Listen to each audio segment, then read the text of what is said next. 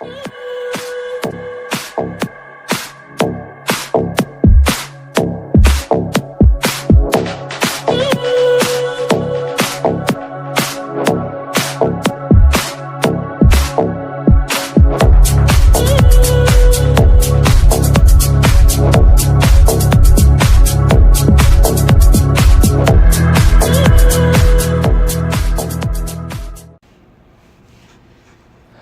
dear students, how are you?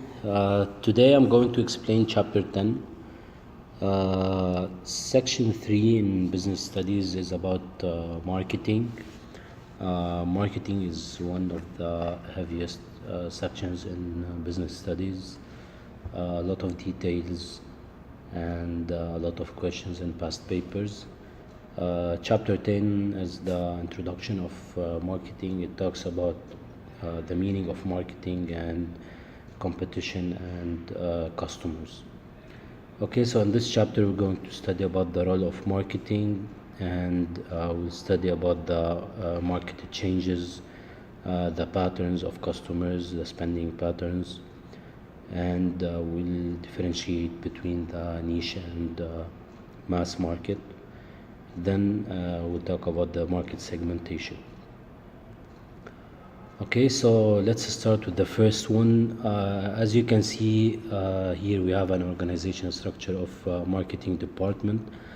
This is a typical marketing department structure. Usually we have a marketing director, and under this director we have several departments: sales department, market research, promotion, distribution. All these usually will come under the marketing director.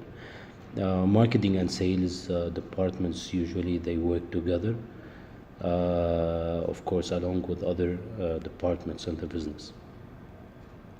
Okay, so when I say marketing, it's about identifying and satisfying consumer needs. So marketing is all about satisfying customers. When I say satisfying customers, I am saying converting the wants to needs. So your job as a marketing manager or as a marketing department is to satisfy customers and to maintain loyalty. Loyalty is very important in marketing, because if customers are not loyal, they won't buy from the business products.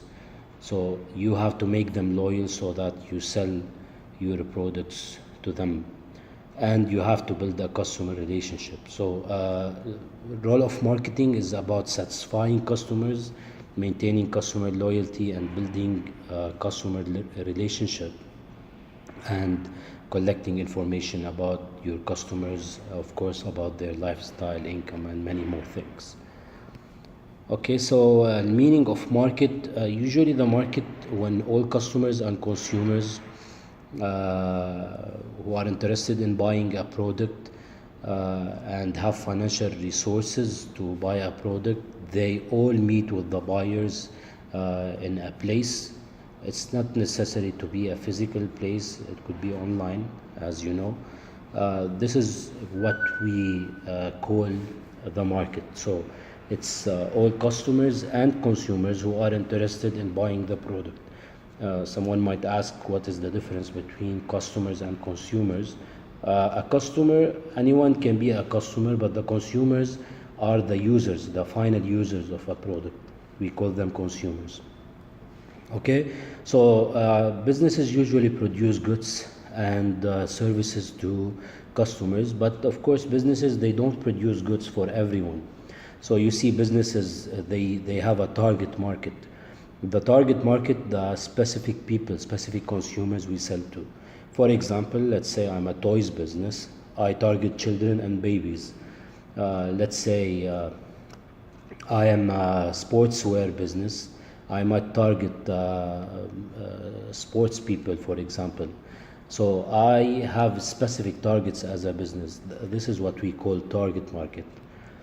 Okay, why consumer spending pattern change? This is very simple. Remember, we are the consumers and we are the people who spend money on goods and services. Of course, our demand for goods will be affected by several things, mainly the price. As you know, high price will affect the demand and lower the demand. and the opposite is true.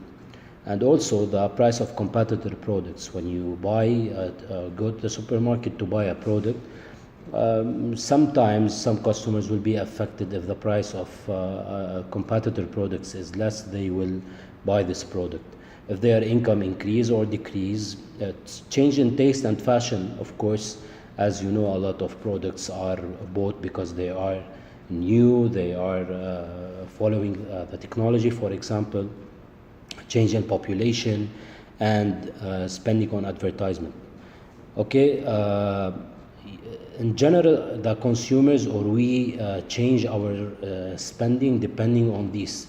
So businesses and marketing department, they have to understand what makes people or what are the reasons why people want to buy the product, or they have to find ways to make us buy their products, and they have to understand our spending patterns. That's why you see a lot of businesses, they work hard to satisfy customers by giving them the suitable products, updated products, change in their features, and many more things. We'll cover a lot of things during this section. Okay, always remember that our needs always change. So if you want to survive as a business, you have to respond to these changes. You cannot sell a mobile phone which is outdated. Imagine Apple, they just produce iPhone 4S, let's say, and they stop. Of course, the business will not survive because the customers are always asking for something new. So businesses, all businesses, they try their best to sell their goods, and they try their best to give us the best products and the updated products and new products with the new features, so that we spend our money on their products. Okay, why some markets become more competitive? Nowadays markets are changing because of globalization. We all know the e-commerce, we all know that the electronic trading, where we use websites to buy goods nowadays. So nowadays markets are more competitive because of this, because of e-commerce, because of the use of internet. Remember, the market size and competition is now more, and because of free trade agreements between countries. Nowadays a lot of governments, they have free trade agreements between them. There are no barriers, so you can buy goods from any country, you can go and work at any country, businesses can open in several countries. So these things are making markets more competitive. So imagine this huge competition, and imagine that businesses are not working hard. So now the business has a lot of work to do because the competitors are more and more every day. That's why businesses, they try to differentiate themselves by doing a lot of marketing techniques, and of course trying to satisfy us as consumers. Okay, how businesses respond to changing patterns? This is very simple. As I said, businesses want to survive and they want to win at the end. So they have to respond to any competition in order to survive. So the business should develop its product. Of course, you have to develop the product depending on consumer needs. A lot of examples, as I said, iPhone, Samsung, Apple, Samsung and Apple, and a lot of mobile phone companies, they try to update their products so that they always compete in the market. They improve efficiency by reducing the cost so they can reduce their prices and attract customers. They try to make effective promotions and advertisements. Also, we'll talk about this later on. And they try to find always in new markets so that they attract the new customers. If you don't do this as a business, of course, you won't survive in the market. Okay, niche market and mass market. This is important because I have to differentiate between two types of markets and marketing. When I say a niche market, is a very small segment of the market. For example, a business selling wheelchairs. Do we sell wheelchairs to everyone? No, of course. This business is selling wheelchairs only for handicaps, right? So this is called a niche market. Their market is a small segment of the market and not the whole market. right? So you are identifying the needs of this small part of the market, and you have to do the marketing for these people, right? The benefits of niche marketing, like small firms are able to survive. If you are a small firm, you're selling wheelchairs or Rolls-Royce, for example, or Harley Davidson, for example. These businesses, they have a niche target market or niche market, so they are able to survive because there is a less competition, and usually customers pay more price, or they pay high prices for these products. However, a lot of competitors might be attracted to these markets, and the cost of these businesses are usually high. Cost of these businesses are usually high. Okay, this is for niche market. Mass market, of course, the opposite. When you sell the same product for whole market, let's say Pepsi, let's say toothpaste, all these are products sold to a mass market. So now your business will do a mass marketing and not a niche market. The benefits, you are selling in larger scale, so you have a low cost. This is what we call economies of scale. This will be covered later on. You will have a high sales, of course, and you have high profit. Imagine you are selling to thousands of people and not for specific people or specific target. Okay, the limitations of mass market, there is a high competition. So a lot of businesses are selling products or the same products, like toothpaste, for example, and consumers are always looking for new products and not the same products. So you have to differentiate between the two types of mass market and niche market, and of course the ways of marketing. It's important to know that businesses have different markets. Your business depends on your sales, of course, it depends on your product. Now the last point is the market segmentation. Market segmentation means when you divide the whole market into segments. Why we divide the market into segments? Because it's easy to target each segment. So targeting customers depending on segments, for example, consumer characteristics, and we target different products to each segment. So we are dividing the whole market into segments depending on consumer characteristics. We have a lot of them, and we target different products to each segment. So this segment now will be a part of the whole market, right? And remember, each segment has its own characteristics. So if you look at this example here, this is Nivea. Nivea, they have different products, and each product is targeting a segment in the market, right? So when I say segmenting the market, I have a lot of ways, or I have a lot of methods of segmenting the market. So here, some questions like how have Nivea segmented their product range? We have a lot of segments.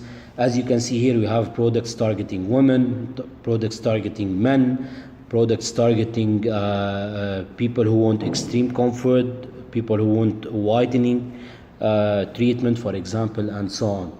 So you notice that we have a segmentation depending on several characteristics.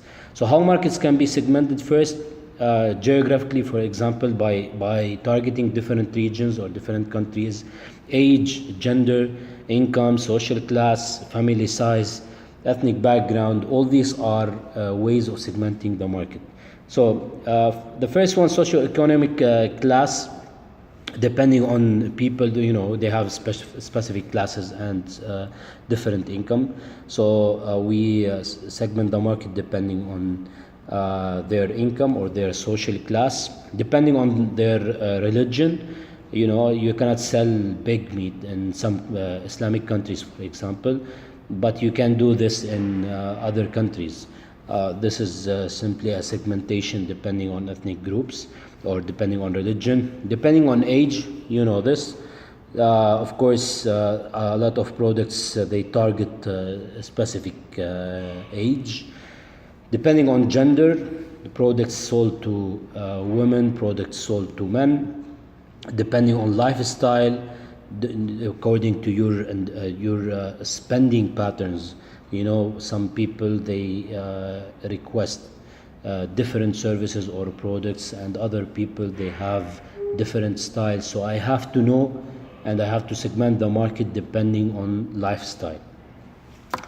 So why segmentation is important? Just think about it. It's very important to segment the market because this will help you to meet the specific needs of consumers. Simple example, when you travel, you see that you have a lot of classes, right? The first class, economy class, and business class.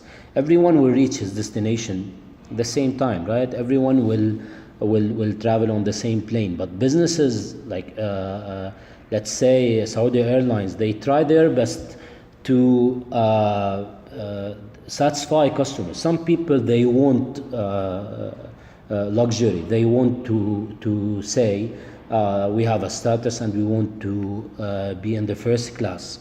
So I have to meet their needs. Now, when you meet the needs, you will increase your sales, right? And small firms can operate in one or two segments, for example. In segmentation, you can identify a segment who have needs and they are not satisfied till now. So now you work hard to satisfy this segment in the market before someone else can do this. Marketing strategy can be better targeted, of course, if you have segments, and it's possible to charge higher price. As I said, think about the first class and economy class on the same airplane. Okay, so this is chapter 10. This chapter is easy. The main things here, the market segmentation, the ways of segmenting the market, they ask you about this. And I have to know the niche and mass market. This is just an introduction. We have a lot of things to cover in section 10. We'll use the book and we'll use the PowerPoint. As I said, section 10, marketing is heavy in the exam. You have to understand all the details and all the terminologies in this chapter.